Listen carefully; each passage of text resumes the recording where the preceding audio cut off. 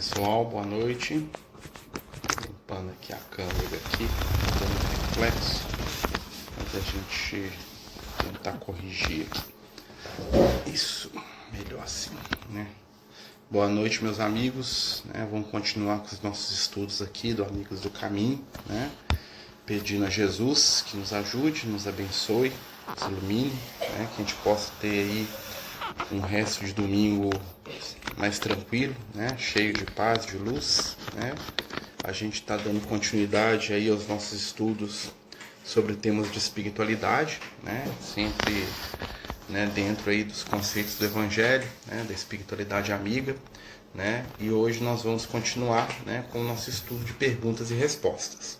A gente está aqui, deixa eu tentar tirar essa luz aqui que está batendo no rosto aqui, gente, só um minutinho, tá? Porque é questão mesmo de reflexo, né? Às vezes o reflexo da luz, essas coisas todas aí.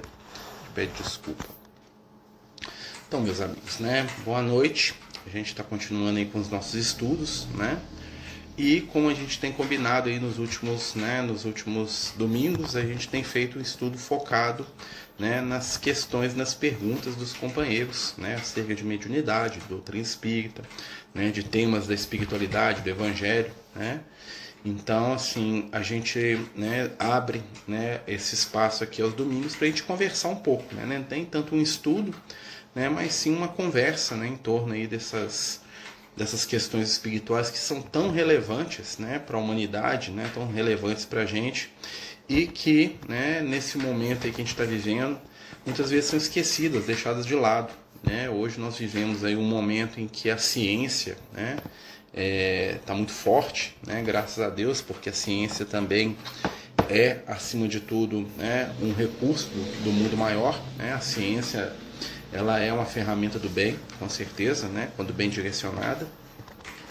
E muitas vezes a gente, né, esquece dos fatores espirituais da nossa vida, né? Esquecemos que somos espíritos transitando pela matéria, né, num corpo de carne, num corpo denso, né, que nos serve de instrumento de experiência, né? A gente está aqui encarnado e a nossa encarnação, né, em essência, o que é senão uma oportunidade, né, de experienciar, de aprender, né, de lidar com valores da vida maior, né, valores espirituais, valores, né, de eternidade, com vistas aí a nossa caminhada, né, junto aí rumo, né, ao Cristo, rumo ao mundo melhor, né, rumo à espiritualidade maior, né.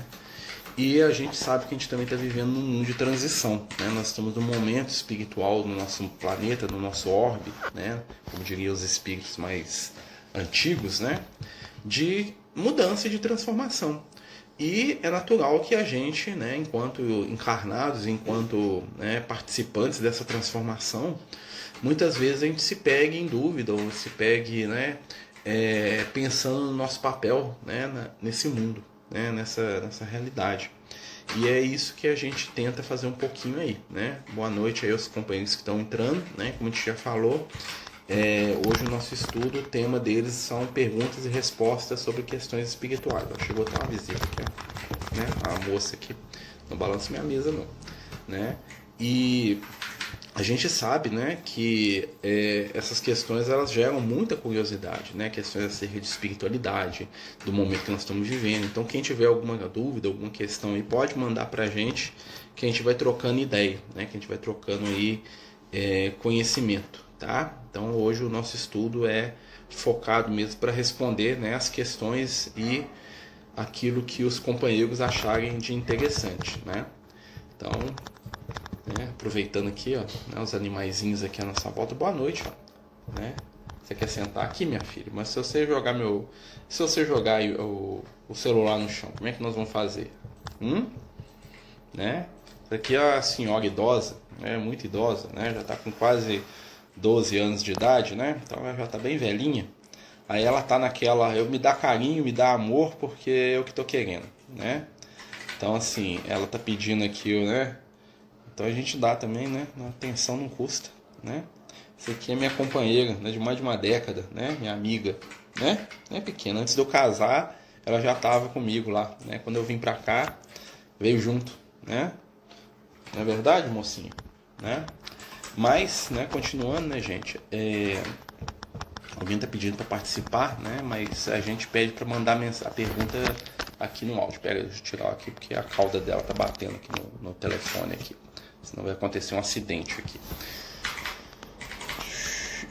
Vamos ver se o pessoal mandou alguma questão, né, para a gente começar a trocar ideias hoje, né, no nosso estudo, né, acerca dos momentos espirituais que a humanidade, que nós estamos passando, né.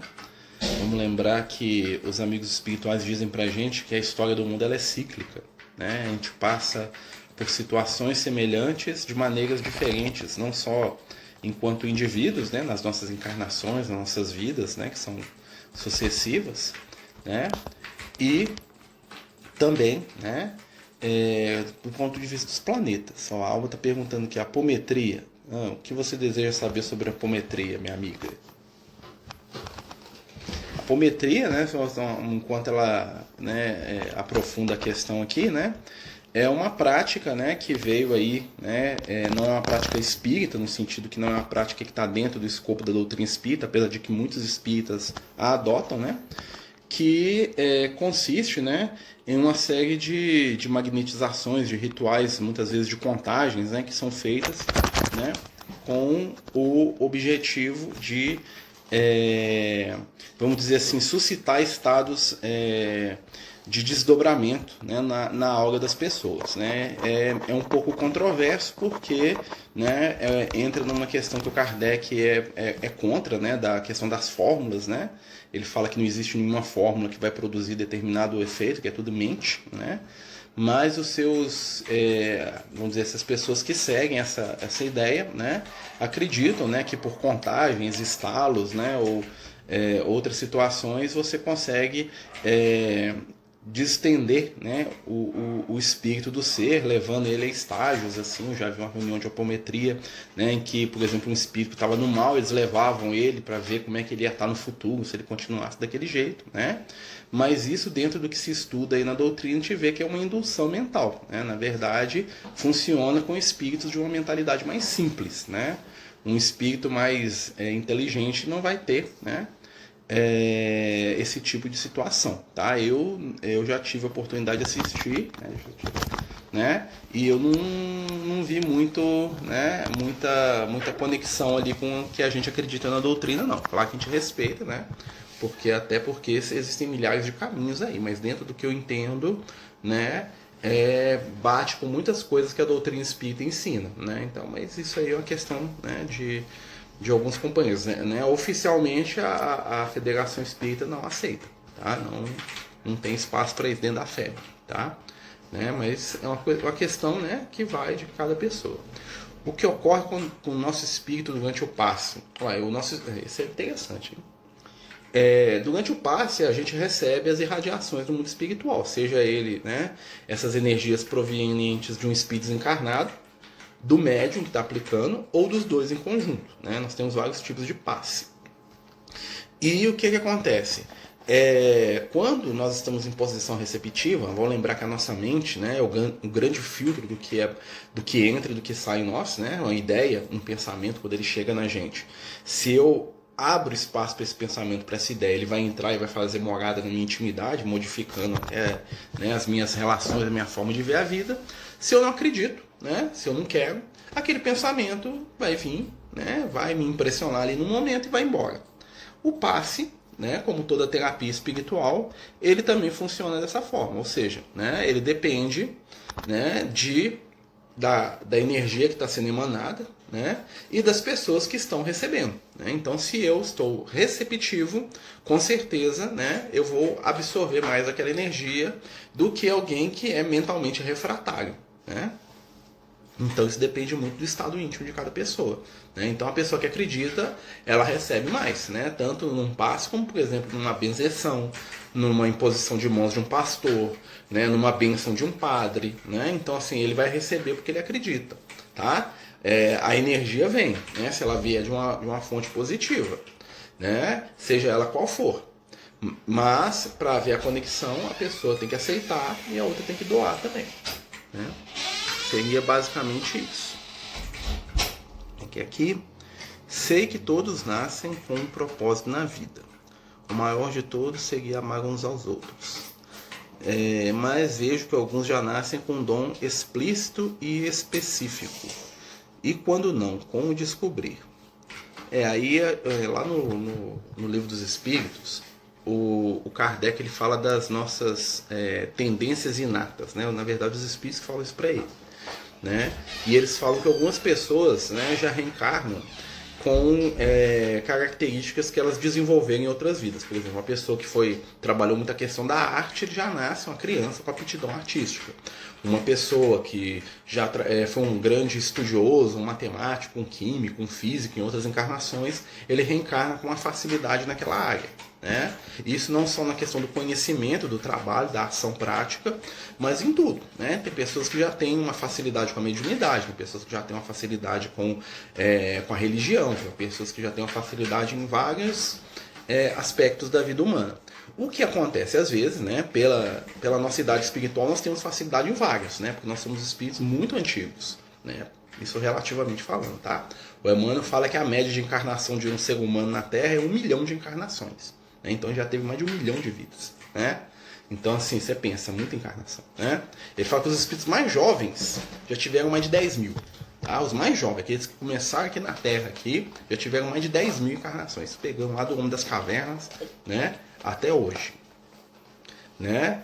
E aí o que acontece, né? Esses dons eles podem se manifestar numa encarnação e não se manifestar na outra, tá? Até porque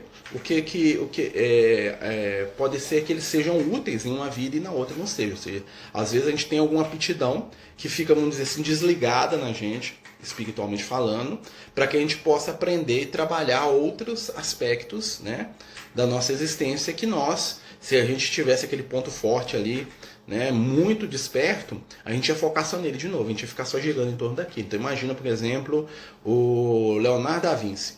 Né? Então ele reencarna com aquela genialidade toda, né? Mas ele precisa trabalhar questões que as áreas de genialidade dele, né, atrapalhariam. Né? Então ele precisa trabalhar lá talvez a humildade, ele precisa trabalhar talvez a simplicidade. Aí aquelas áreas vêm ali em determinada encarnação adormecidas para ele poder trabalhar outras situações. Então assim, nem sempre a gente vai despertar aquilo que a gente tem de melhor. Nem sempre. A gente vai despertar aquilo que a gente tem de necessidade. Né? Quando a gente chegar num determinado momento da nossa evolução, aí nós vamos começar a reencarnar com os nossos pontos positivos todos abertos. Né? Quando a gente tiver equilíbrio de lidar com eles. Porque muitas vezes é aquilo que a gente está falando. Né? Às vezes você tem um ponto forte muito grande em um aspecto e você não precisa mais trabalhar aquilo. Mas se você tiver aquilo na sua encarnação, você vai ficar girando em torno daquilo a reencarnação inteira. Tem um menino aqui que fala. Dá boa noite primeiro, né? Boa noite. O que você quer falar? Eu queria falar uma coisa. Vai chegar um ponto que a gente vai reencarnar tanto que todas as pessoas vão ficar 100% boas. Ah, então tá bom. Você falou que vai chegar um ponto que todo mundo vai reencarnar tanto que todo mundo vai ficar 100% bom. Vai acontecer isso mesmo, pelo menos aqui na Terra, né? Porque a gente sabe que é um processo que está acontecendo. Né? Pode ser daqui 100 anos. Pode ser até mais. Se for 100 anos, tá bom, né, Luke? Amigo, a família da minha irmã está em grande desafio. Às vezes ela pede para eu e meu marido irmos lá para aplicar um passe em seus filhos. Temos ido, pois eles sentem grande alívio com a pandemia. Não temos outro jeito. Concorda de vocês aplicarem passe? Com certeza que eu concordo, né? Porque vocês estão dando o que vocês têm, né? Sem contar que é o seguinte, toda ação do bem encontra na espiritualidade amiga, né, suporte, sustentação, né? Qual que é o melhor lugar para você aplicar passe? Dentro da casa espírita, com certeza, né? Mas no momento de emergência você pode aplicar fora, sim, né? É aquela situação. Um médico, ele é médico em qualquer lugar. Talvez dentro do hospital, no centro cirúrgico, ele vai poder fazer uma cirurgia. Mas a gente pode imaginar que mesmo se ele não estiver no centro cirúrgico, né, com o conhecimento que ele tem, ele pode interferir favoravelmente, né, no ambiente onde ele está. Então a questão mesmo não é de se fazer, né? E sim de intensidade das situações, né? Então, e quanto às questões espirituais, aqui, ó, agora tem outra aqui, ó. Veio um, agora veio o número 2, esse aqui é o Banguela. Banguela é o novinho, né, Banguela? Banguela agora aqui, ó. Banguela, ele é, né, Banguela? Dá um oi pro povo, Banguela, né? Banguela, ele é capitinho. Né, Banguela? Toca aqui, velho. Isso aí, toca aqui. Né, o Banguela... Ai, agora vai lá que você tá me arranhando. O Banguela é 360, a gatinha é 55, igual eu. Mas o que acontece? A prática do passe, se você sabe o que você está fazendo, né? O que a gente recomenda é que tenha alguém para te ajudar, né? Não é bom fazer sozinho, não é bom, não quer dizer não faça, né? Aí entra aquela questão, né? Existe uma coisa que o Kardec trabalha muito com, desde lá das primeiras obras dele, que é a questão do bom senso, né? Você aliviar alguém que está precisando de um passe, que não tem condição de ir numa casa espírita, que não tem, está tendo dificuldade, você pode, ajuda. Se você percebe que aquilo está se tornando, né, uma dependência, no qual a pessoa, para fugir de ter o trabalho de ir na casa espírita, te chama todo dia para ir lá, porque no fundo, ela não quer ter o trabalho de ir na casa espírita, já é outra situação, né? Mas essa avaliação, ela pertence a cada um, né? Boa noite, Marcelo. Minha filha de 6 anos está dando passe em mim e na minha esposa. Como podemos lidar com ela? A melhor coisa a fazer é levar ela na evangelização infantil, né? Porque assim, gente, o passe não tem segredo. Quando a mãe pega o filho, né? Igual aqui, a gente estava aqui fazendo um estudo, a Ednei entrou aqui para passar repelente no Luke, né? Ela chegou aqui, encostou nele, né? Ela passou aqui do lado aqui. Quando ela fez isso, ela está carregada do magnetismo dela. Até o fato dela passar repelente nela vai acompanhar do amor que ela tem por ele. Então, quando um filho, ou quando uma criança, ou quando um adulto, ou quando a gente pega o nosso filho no colo e dá um abraço, nós estamos transmitindo energias. Nem sempre é necessário técnica para se movimentar o amor, né? Então, um filho, quando ele faz um carinho no pai, na mãe, com amor, ele está transmitindo alguma coisa, e às vezes está sendo até canal, né? O que é complicado é, por exemplo, eu vou extrapolar aqui um pouquinho a situação. Imagina que por causa disso, a família fica maravilhada, e aí ela bota uma cadeirinha na sala e começa a convidar todo mundo que ela conhece para a menina da paz no pessoal. Aí já vira um problema, né? Primeiro, né, vai haver um desgaste de energia, a criança não está preparada para isso. As pessoas vão começar a achar lindo, maravilhoso, vão começar a sugar a energia da menina, né? Aí desequilibrou, né? Mas, por exemplo, eu sentar aqui, meu menino o Luke achar que eu tô meio tristinho lá e dar um passe em mim, o João fazia isso quando ele era pequeno, isso não tem problema nenhum, não, né? Então é esse meio termo de equilíbrio que a gente tem que buscar, né? Porque infelizmente algumas pessoas, quando percebem alguns fenômenos mediúnicos, eu falo que esse caso, eu já vi casos assim, elas partem para quê? Elas desequilibram em cima daquilo, né? Então, minha menina deu passe. Aí a vizinha pede para a menina dar um passe. Aí a prima da vizinha ficou sabendo que tem uma menina lá santa na casa dos fulanos lá que tá dando passe. Olha só como é que vai criando, né? E aí com o tempo tá tendo fila na casa da família para a menina dar passe. Aí começa a incomodar, aí a menina já não quer, porque ela quer brincar, ela quer fazer outra coisa, né? Mas aí vira obrigação, entendeu? Aí às vezes isso vira um transtorno na vida da pessoa, né? Então a melhor coisa que a gente pode fazer é o seguinte: é um fenômeno natural, está acontecendo dentro de casa, estou aqui com meu filho, beleza, né? Começou a dar passe na escola, nos coleguinhas, falar, senta aqui que eu vou te dar um passe, aí nós vamos conversar. Vamos falar, não é bem assim, né? Você pode até falar para o seu coleguinha, para sua tia, para sua prima ir lá na casa espírita, né? Leva a criança na casa espírita para ela ter contato com a doutrina espírita. Aí a coisa vai fluir naturalmente, ela vai fazer uma evangelização, ela vai talvez um curso de passe mais para frente, daqui a pouco fica um passista equilibrado, né? Dentro de uma estrutura, de um equilíbrio, né? E muitas vezes era o que não acontecia, era muito comum no passado, né? Aquelas histórias do menino Bento lá, né? Do menino lá que ele beijou lá o seu Zé lá e a urticária do seu Zé acabou. Aí faz fila na casa do menino. Aí começa a vestir o menino de branco. Não falo que isso vai acontecer não, tá, gente? Eu tô falando como que essas coisas antigamente aconteciam, né? E aí o menino tem a vida dele toda ali, né? Dentro de uma estrutura que não era para ele fazer isso. Simplesmente ele estava lá dando um carinho, né? Então, assim, essa questão do espiritual, quando ele é espontâneo, tranquilo, né? Quando eu começo a transformar o meu espontâneo, né, numa casa espírita 2.0 dentro da minha casa, aí já começa a complicar, né? Olá, boa noite. O que fazer quando a minha mediunidade está muito aflorada? Fico muito agoniada. Vejo, sinto as coisas, só que não posso falar. O que fazer? Aí nós temos que pensar o seguinte: o que você está vendo, né? O que você está sentindo? Você está vendo algum espírito? Tá aparecendo alguma entidade na sua frente, ela te fala alguma coisa, ela te pede ajuda, né? Ou você está sentindo, por exemplo, que a pessoa está doente, você está sentindo mal perto daquela pessoa, tem alguns médicos que sentem isso, né? Ou você está sentindo, por exemplo, uma vontade irresistível de escrever, né? Ou você está entrando num torpor e você está perdendo a consciência. Então é interessante a gente entender o que está acontecendo com você, né?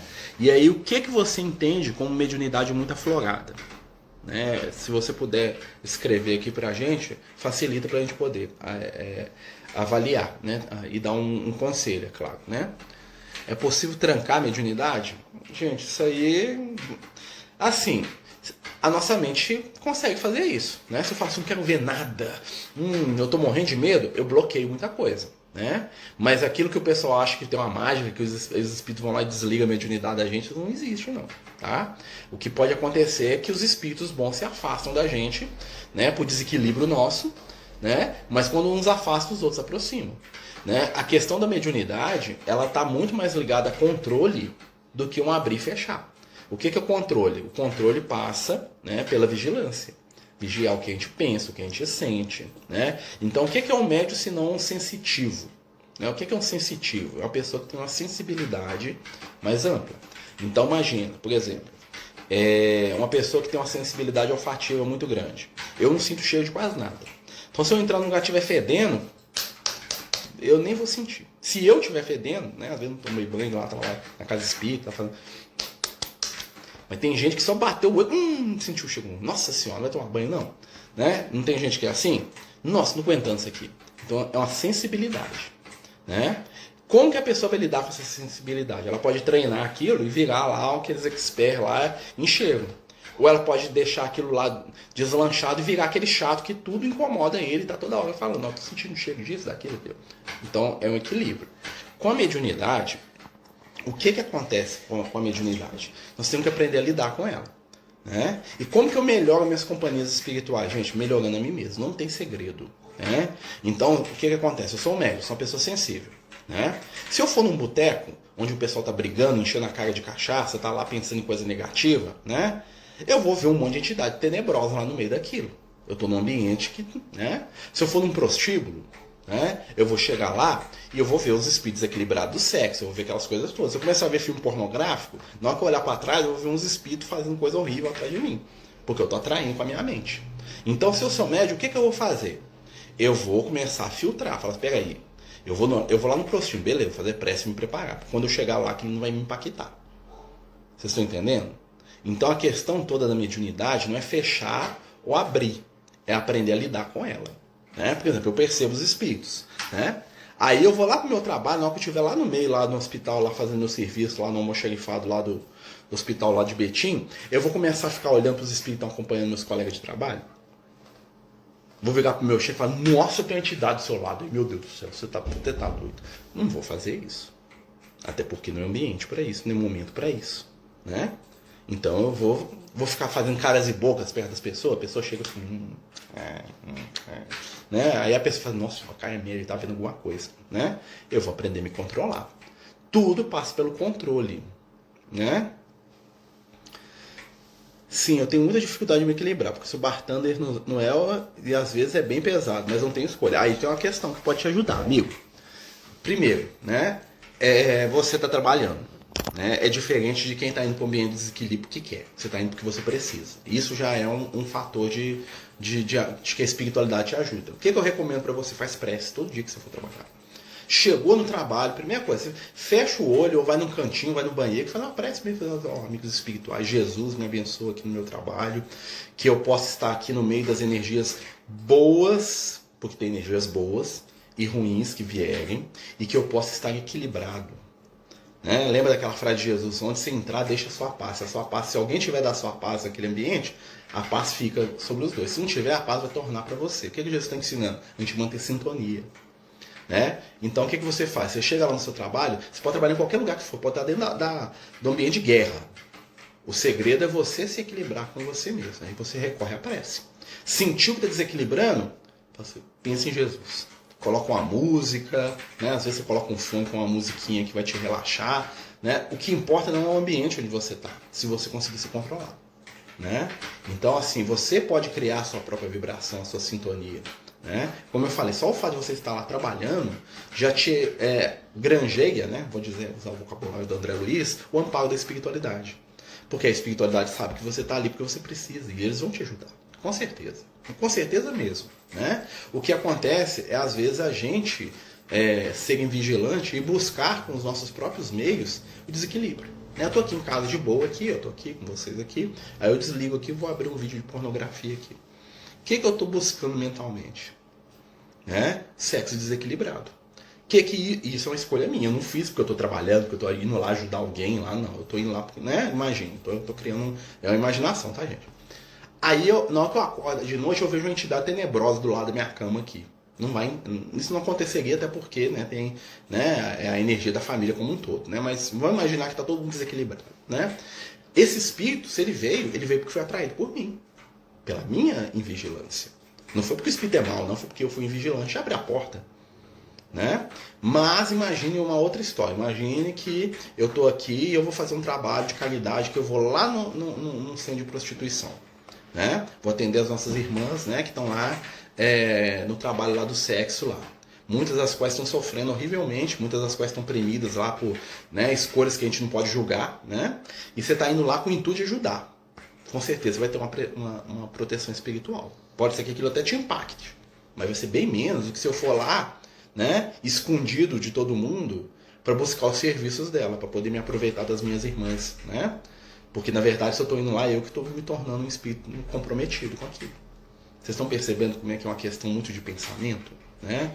Então a gente, o tempo todo, nós somos intermediários das ideias e dos pensamentos que estão à nossa volta.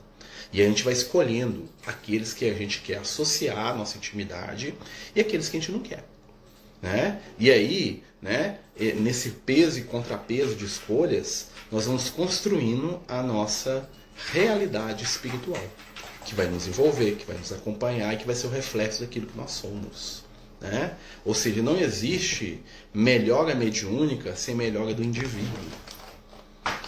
Se eu me tornar uma pessoa melhor, eu vou ter mais contato com os bons espíritos. Se eu me tornar uma pessoa desequilibrada, eu vou ter mais contato com os espíritos desequilibrados, porque vivemos em espírito onde está o nosso pensamento. Isso é muito importante para a gente entender hoje. A nossa vida, a nossa realidade, o nosso mundo, seja ele um mundo dentro da nossa casa, um mundo dentro da nossa mente, é reflexo daquilo que nós somos, daquilo que nós pensamos, daquilo que nós desejamos, em intimidade. Por isso que a grande questão não é a gente se julgar, é a gente se compreender e buscar se melhorar, né? Mas é verdade, sabe? Deve ser Guilherme Custódio seu nome, né? Se eu não estou tentando ler aqui o link, né? Mas pensa bem, né? Nós somos no nosso melhor momento, amigo, né? Então, se você está lá fazendo o seu melhor, se você está tentando ser uma pessoa boa, pode ter certeza que a ajuda vem. Pode ter certeza, né? As forças do bem trabalham a nosso favor. Os bons espíritos nos ajudam, né? A nosso favor. Ainda que não seja médio, esse impacto mental de um vício é grande, com certeza, Felipe, né? Felipe é um amigo de muitos anos, né, Felipe? Né? Com certeza, né? O que a gente pensa cria a nossa realidade. O médium ele vai perceber isso de maneira mais profunda, né? O médium ele vai sentir a influência do espírito de maneira mais profunda, mais densa, né? Então, por exemplo, vamos imaginar que a história da pornografia. Eu sou médium vidente, né? E clarividente. Então eu tô lá na pornografia, imagina, né? Tô lá, né? Quando eu olho para trás, eu vejo uma entidade desequilibrada do meu lado. Aí eu, nossa senhora, meu Deus, o que eu fiz? Aí o espírito lá com aquela cara lá indescritível, né? Aí eu vou fazer prece, falar, meu Deus, desliga esse negócio aí. Beleza, médium. Imagina que eu não tenho mediunidade, né? E eu vou ficar lá, ó, vendo aquilo. Eu vou começar a me sentir cansado, entristecido, nervoso, né? Excitado de uma maneira estranha, né? Por quê? Porque eu vou estar sendo envolvido com uma energia que, apesar de eu não perceber diretamente, está impactando. Está impactando. Está impactando, né? E isso em todas as questões que envolvem, né, qualquer tipo de viciação, né? Porque o que é o vício, se não um comportamento repetido tantas vezes, que ele se torna disciplinado na nossa mente, né? A disciplina é a raiz do vício e a raiz da virtude, né? É como diria lá o Emmanuel, né? A virtude é uma esteira de reflexos condicionados. Se você condiciona a fazer o bem todo dia, aquilo vira automático. Um vício, você condiciona a fazer uma coisa desequilibrada todo dia, aquilo começa a sair no automático. Quando você pode pensar, você começa a fazer, né? Tanto para a virtude quanto para o vício. Por isso que a disciplina está na base de todas as construções espirituais, né? Como nós hoje, no século XXI, somos pessoas pouco disciplinadas, pouco afeitas à disciplina, né? Porque nós vivemos uma época que nós queremos prazer, prazer, prazer, prazer e satisfação, né? Então, hoje, nós estamos vivendo um dos maiores desafios da gente enquanto espírito imortal, enquanto encarnado, uma das maiores provas, né? Porque nós estamos nos treinando cada vez mais a fugir da disciplina. Né? Nós queremos comodidade, nós queremos satisfação, mas nós não queremos disciplina. Por isso que a gente faz, né, como diz o Lucas, né, a gente tem altíssima iniciativa e quase nenhuma persistência. A gente está sempre começando coisas novas. Já perceberam isso? A gente começa, a gente quer começar, a gente quer fazer. Aí na hora que você vê que demora 10 anos para você fazer, aí você já larga no meio e já começa outra. Aí você se frustra. Você fala assim, eu vou parar de beber, vou parar de fumar. Vou parar disso, vou fazer aquilo, vou fazer um curso. Você começa. O primeiro dia você faz igual um leão. No segundo você já diminui. No terceiro já esqueceu daquilo. No quarto já está buscando alguma desculpa para se alguém te perguntar daquilo, você falar por que você saiu. Ah, não. Né? Isso está muito ligado com o momento que nós estamos vivendo. Quando a gente vai estudar mediunidade, gente, uma das coisas que os espíritos sempre falam com a gente é essa questão da disciplina. Né? A gente começa lá a turma de estudo mediúnico com 50 pessoas. Termina com 10, com 8. Por quê? Porque ficar 2 anos todos os dias, né?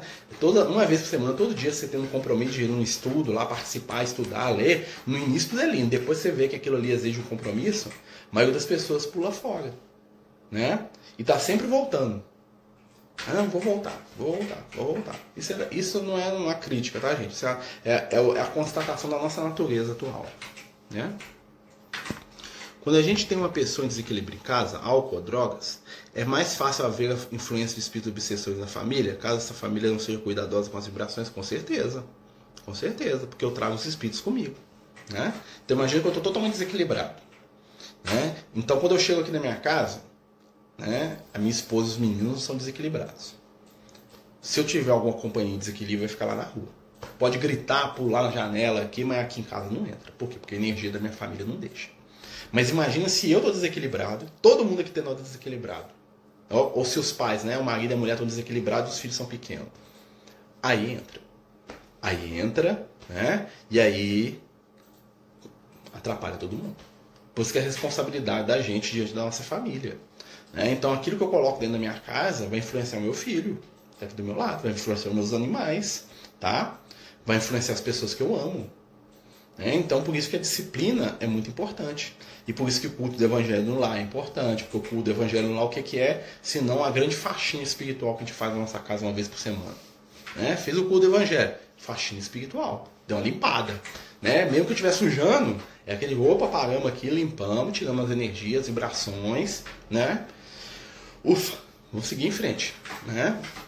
Então, assim, tem toda uma questão nisso aí. Por isso você já percebeu que muita gente que tem problemas sérios, às vezes foge do convívio familiar. Eu vejo isso muito nos moradores de rua, que a gente atende lá no Francisco. A história deles é muito parecida, sabe? São pessoas que ou têm problema na justiça e todos têm algum vício. Normalmente todos bebem e usam drogas. Normalmente, tá? Não é nem pejorativo, é a realidade deles. E aí chega num ponto tal que eles não conseguem mais ficar em casa. Por que eles não conseguem ficar em casa? Porque ficar em casa é ter que obedecer regra. É ter hora para chegar, é ter que pagar a conta, é ter que apagar a luz quando sai do banheiro, é ter que não sujar tudo, é não poder roubar para poder usar o vício, não poder chegar tonto. E aí, como eles começam a bater de frente com as pessoas da casa, porque elas querem que ele se enquadre nas regras familiares que são naturais, um dia o cara sai. Fala assim, não aguento viver mais com você, prefiro morar na rua, e vai morar na rua. Muitas vezes vão morar na rua porque não conseguem, mais estar dentro da disciplina de uma família. E aí o que acontece? Não conseguem ficar em abrigo, porque o abrigo exige disciplina. A coisa que morador de rua mais detesta, eu falo para vocês, assim, eles falam para ir para abrigo.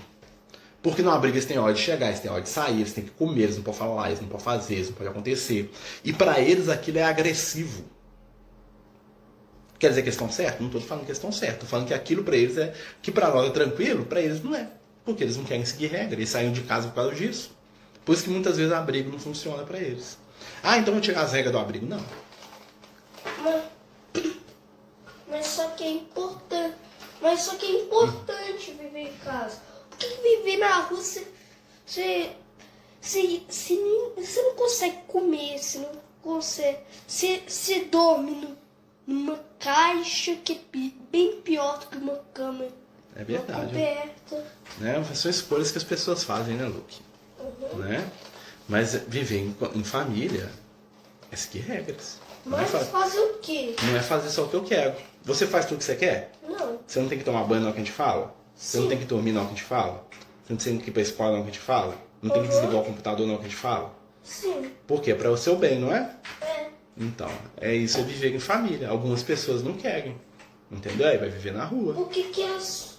Elas não dão conta, mas agora deixa eu continuar aqui. Né, gente? Então, quando a gente pensa nisso, né, a gente entende o que acontece com as pessoas. Imagina isso no mundo espiritual. Tem espíritos que preferem ficar nas zonas inferiores, nas trevas, nos umbrais, porque não querem ir para a colônia, porque na colônia tem regra.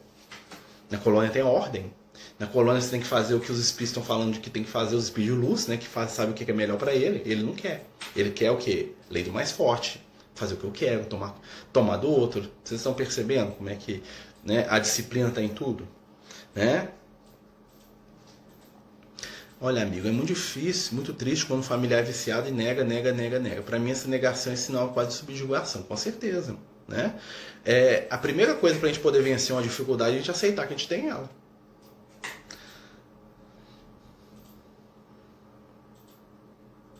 Amigo, adulto sente presença estranha igual da casa da minha mãe, mesmo nos morando no mesmo quintal e fazendo evangelho. Pode ter influência na casa dela, pode ser influência na casa dela, pode ser no ambiente da rua, né? Então, reforça o evangelho, né? Acende a luz. Muitas vezes alguma energia negativa que a gente sente é até porque você está acendendo a luz, aí tem uma reação negativa, mas a luz vence, né? Fortalece o bem, não preocupa com o mal, não. Fortalece o evangelho, fortalece a estrutura familiar, fortalece os laços de família, né? Cuida daqueles que você ama, que o mal não atinge, não. Né? O mal, ele é transitório, né? Ele é a treva. Para você dissipar a treva, basta acender a luz, não precisa preocupar com a treva, não. Entendeu? Não preocupa com a treva, não. É igual os espíritos falam lá no livro Nosso Lar para André Luiz. Vamos fazer a nossa parte aqui. Ah, mas eles estão lá. Deixa eles para lá. Você tem que fazer a nossa parte aqui. A nossa parte aqui é acender a luz. É o que nós estamos fazendo. Estamos acendendo a própria luz. Aprendendo, conversando. Né? Ah, mas eu tenho uma pessoa que eu amo, que eu queria ajudar. Você pode ajudá-la crescendo. Não esqueça uma vez que a gente estava querendo ajudar uns companheiros aí que estavam em necessidade. E aí a gente teve um desdobramento. Foi numa região do mundo espiritual muito bonita, muito iluminada assim. E aí o Liel estava lá, né? A gente estava conversando com ele sobre algumas pessoas que a gente queria ajudar. E aí ele virou para mim e falou assim: a melhor forma de você ajudar quem você ama é você crescer espiritualmente. Porque na medida que você cresce espiritualmente, você vai ter recursos para entender, para ajudar e para interferir em favor daqueles que precisam. Né? Então, quer ajudar alguém que você ama? Cresça. Se desenvolva espiritualmente, caminhe, aprenda, desenvolva o seu amor, se ilumine. Se você se iluminar, aqueles que estão à sua volta vão ser beneficiários de maneira indireta ou direta da sua luz. É verdade que as orações por um viciado incomodam os obsessores? Pode incomodar, mas aí é problema deles. Entendeu? Continua fazendo prece. Né? Só se incomoda com a luz quem quer viver no escuro. Né? Então aquele que não quer ver, você joga a luz na cara dele, ele não quer. Ele vai fugir da luz.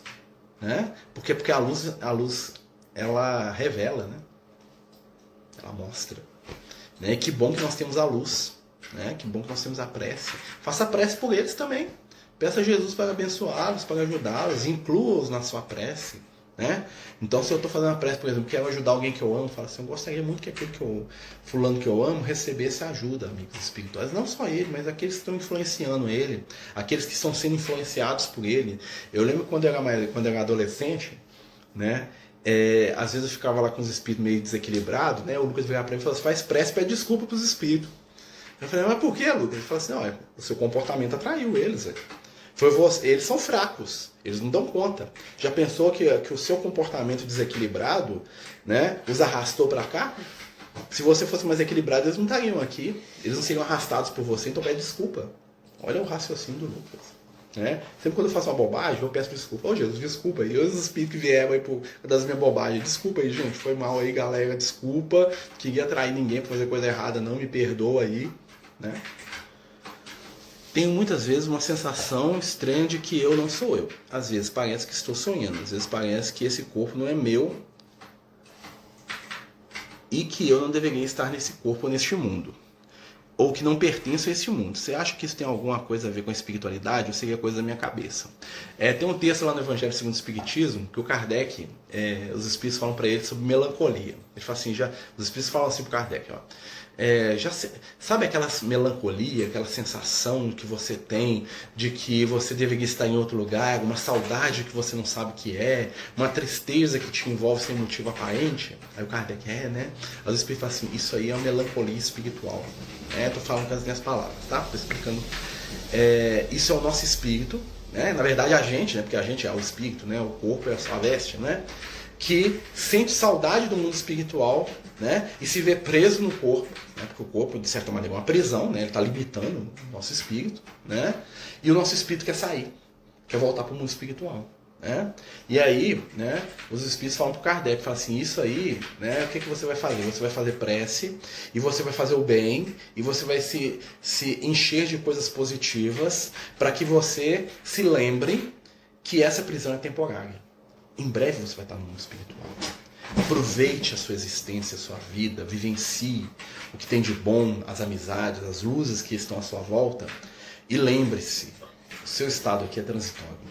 Você está com saudade da sua pátria verdadeira, você está com saudade da sua terra, você está com saudade do mundo maior de onde você veio. E você vai conseguir voltar para ele assim que você terminar a sua tarefa aqui. Sabe aquela coisa que você está no trabalho e está doido para ir para casa? Ou então menino na escola? Quando eu era menino e estava na escola, você está querendo... Aqui, só um minutinho, gente. Você está querendo ir no banheiro, não quer? Você pode ir lá. Vai lá, tira isso aí. Sabe o menino que fica jogando tanto que não quer ir, que nem vai no banheiro? Esse aqui, tá? Fica pulando aqui do lado, já sei, né? Vai querer ir no banheiro. Né? Então, assim, sabe o que acontece? Nós realmente não pertencemos a esse mundo. Né? É aquele menino que vai para a escola e sempre fica olhando para a janela. Eu era esse menino, eu ia para a escola, né? Eu ficava lá contando os ponteiros do relógio, tic-tac, falando assim, vai acabar, falta meia hora, falta metade da metade de meia hora, vai dar sinal. E eu ficava olhando os meninos na rua, ela ficava, nossa, queria estar lá na rua.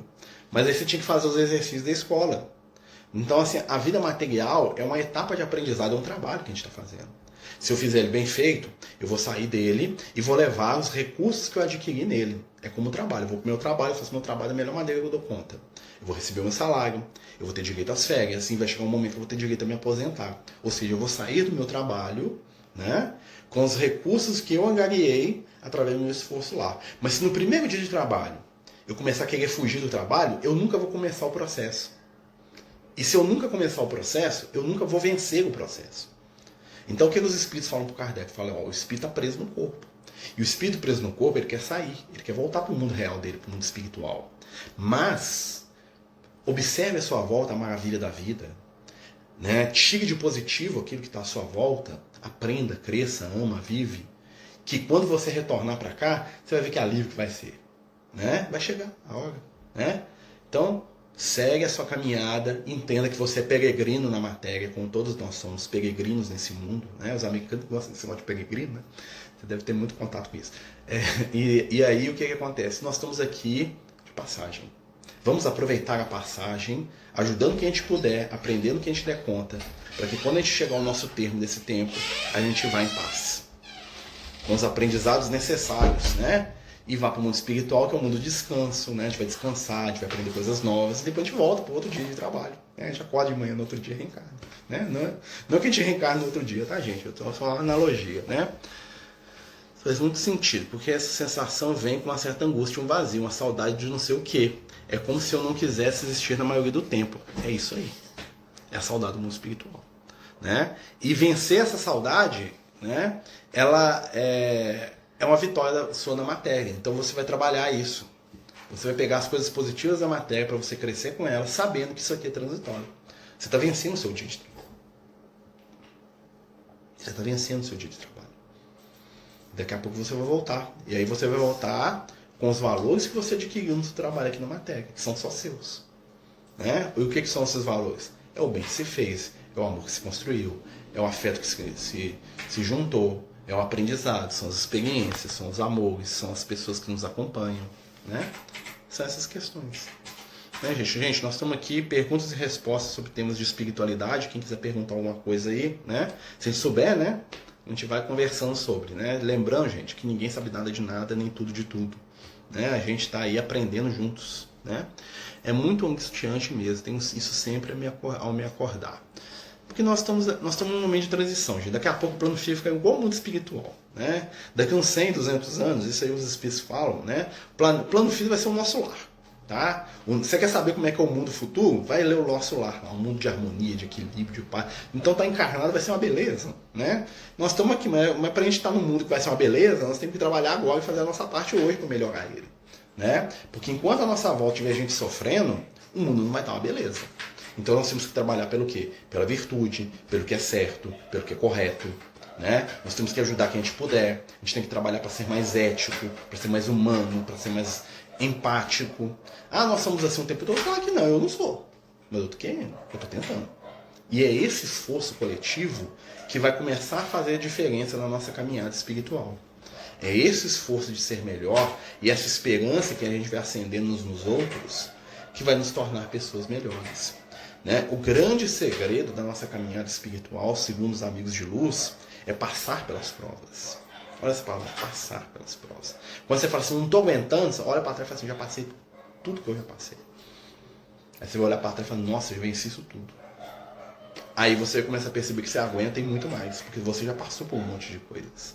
Né? À medida que vamos começando a aprender sobre o bem, nossa responsabilidade aumenta. Sim, eu sou responsável por aquilo que eu sei. Né? Mas a responsabilidade nunca se torna culpa. A responsabilidade, ela se torna o quê? Iluminação. Né? Eu lembro o Liel, ele sempre fala que na nossa evolução a gente tem a pirâmide da evolução. Ele fala, né? Não é esotérico não, tá, gente? É só um símbolo. Né? Que é o quê? Conhecimento, liberdade, responsabilidade. São os 3 vértices da nossa pirâmide. Né? Conhecimento, liberdade, responsabilidade. Você quer conhecimento? Quem tem conhecimento, conhecereis a verdade nos libertará. Se você tem liberdade, você vai ter responsabilidade. Se você tem responsabilidade, você se torna digno de receber mais conhecimento. É a pirâmide evolutiva. Quem conhece é livre. Quem é livre é responsável, não pode ser culpado de nada, porque ele tomou as rédeas da própria existência. Então a liberdade está diretamente ligada ao nosso conhecimento. Porque a gente fala tanto de educação. Você vê, né? Que a gente fala assim, ó, como é que um povo não vai ser dominado? Ah, se eles tiverem conhecimento, educação. Exatamente. O conhecimento liberta. Então nós temos que dar de graça, distribuir conhecimento, distribuir o que a gente sabe uns com os outros. E esse conhecimento vai libertar as consciências. E consciências livres são consciências que vão começar a ser responsáveis. Vão começar a entender, eu entendo, por isso eu sou responsável. Eu entendo que o meu comportamento influi nas pessoas que eu amo. Agora eu tenho responsabilidade. Eu não tenho mais culpa. Culpa é sinal de atraso espiritual. Tá? Espíritos iluminados não sentem culpa, eles sentem responsabilidade. É bem diferente. Né? Porque a culpa esmaga. A responsabilidade te eleva. Fala, pega aí, vamos resolver esse negócio aqui. Ó. Traz, responsável aqui sou eu. Né? Muito diferente de ficar o culpado aqui sou eu. Né? É uma coisa para a gente poder trabalhar e para a gente poder entender a nossa jornada evolutiva. Lembra sempre, ó, responsabilidade, liberdade, conhecimento. Conhecereis a verdade vos libertará. Jesus fala, né?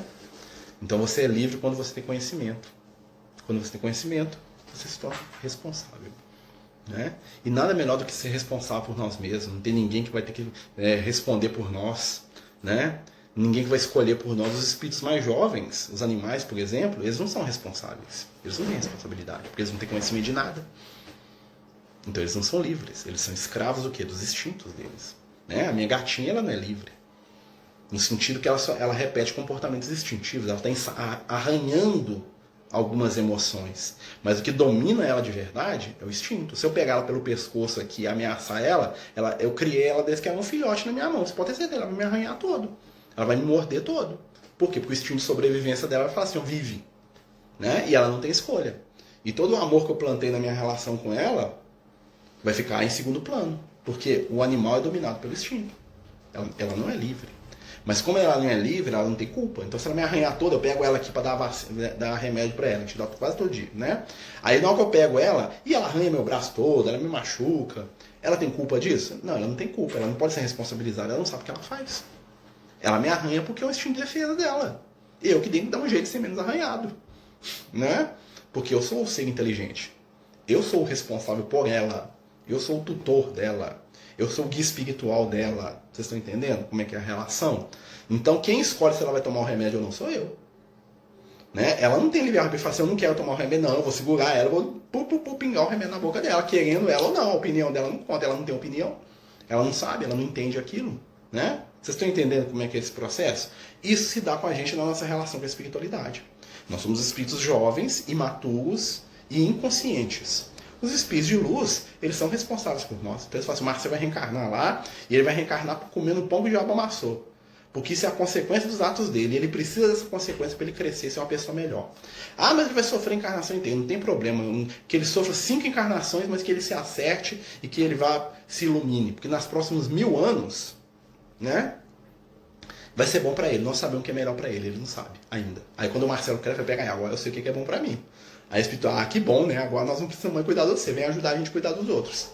Você cresceu. Parabéns, agora você é capaz de escolher. Você é capaz de se responsabilizar pelos seus atos. Você não está fugindo mais, você não está entrando no processo de culpa. Ah, meu Deus, que eu sou um monstro. Não, você sabe, ó, fiz isso porque eu fiz. Estou conseguindo dar remédio para ela, ou coisa difícil. Então eu pego ela no colinho, aí eu seguro a cabecinha dela assim, de lado assim, né? Aí a Edneia vai lá e pinga do ladinho da boca dela, né? Enquanto isso ela me arranha. Mas tá bom, né? É um preço, né? O outro ali, o Banguela, ele toma o mesmo remédio que ela. Se é só pingar o remédio, ele vai lá e lambe deixa ele lambe até o chão. Né? Porque o remédio tem gosto de carne, né? Mas ela não gosta. Né? Mas é porque ele é melhor que ela? Não, porque os instintos dele são um aspecto dela, tá funcionando no outro. Né? Mas eu vou deixar de dar o remédio para ela? Ela sabe o que é melhor? Essa escolha dela de não tomar, eu tenho que levar isso em conta? Não. Eu sou responsável por cuidar dela. Né? Então, se ela tá comigo aqui, é a mesma coisa da criança. Aqui, ó, o Luke tá aqui, ó, né? Nós vamos tomar vacina essa semana, não vamos? Se Deus quiser?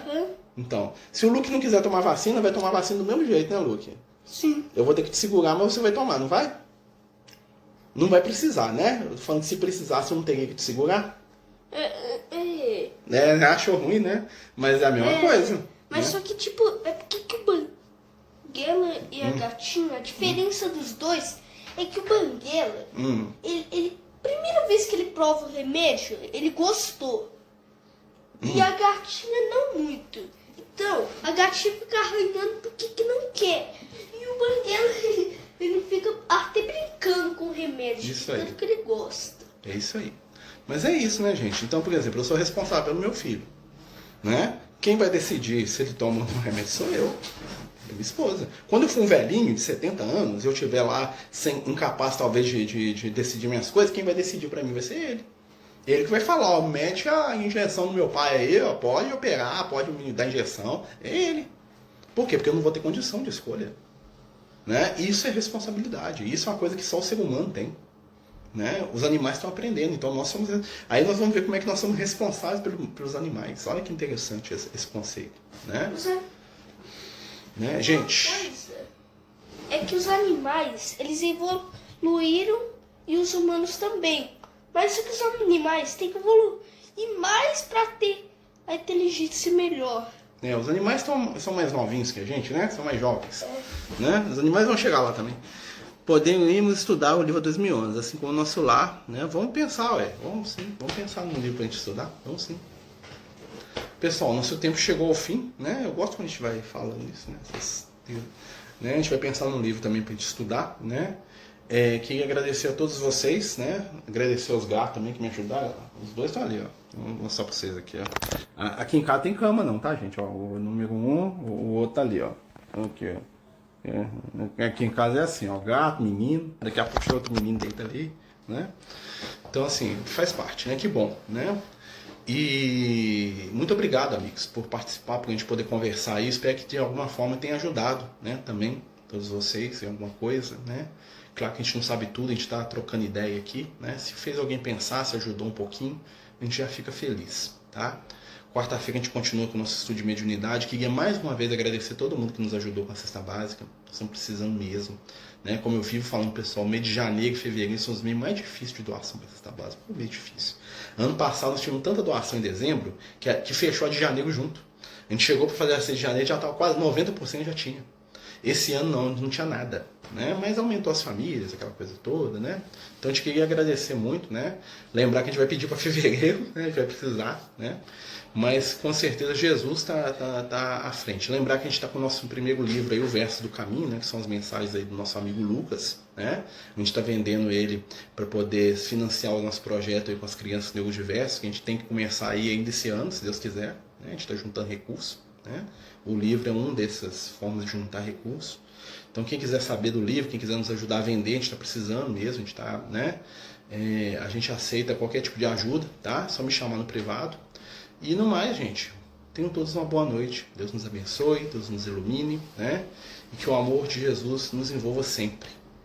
Pai de amor infinito, estende suas mãos sobre nós, para que possamos te alcançar pelos caminhos do sentir. Abra nossa mente, para que a saudade do mundo maior não se transforme em perda, mas sim em estímulo para a nossa caminhada. Que possamos aprender a cada dia, valorizando a nossa vida, certos de que ela é passageira, mas bela. Ela é escola, aprendizado, oportunidade. Ela é sorriso. Ela é função de crescimento. Um dia, retornaremos à pátria maior e que possamos retornar no momento certo, com o coração cheio de amor, de aprendizado e de luz, para que possamos crescer, aprender, ajudar e servir em Teu nome. Fica conosco, com aqueles que amamos. Abençoa os companheiros que estão sofrendo, aqueles amigos que neste momento nos escutam e necessitam de um abraço e de luz. Leva a cada um, Senhor, os recursos do Teu amor, distribuindo as Tuas bênçãos, e que possamos tocar nas Tuas vestes, tal qual a mulher em Cafarnaum, e retirar da Tua intimidade a cura do amor. Fica conosco, Senhor, hoje e em todos os momentos. Que assim seja, graças a Deus. Boa noite, meus amigos, né? Tô vendo que tem gente que tá entrando agora, né? Nós estamos terminando o estudo, né? Mas vai ficar salvo aí, viu, gente? Vai ficar salvo aí no Instagram, tá bom? Abração, viu, César?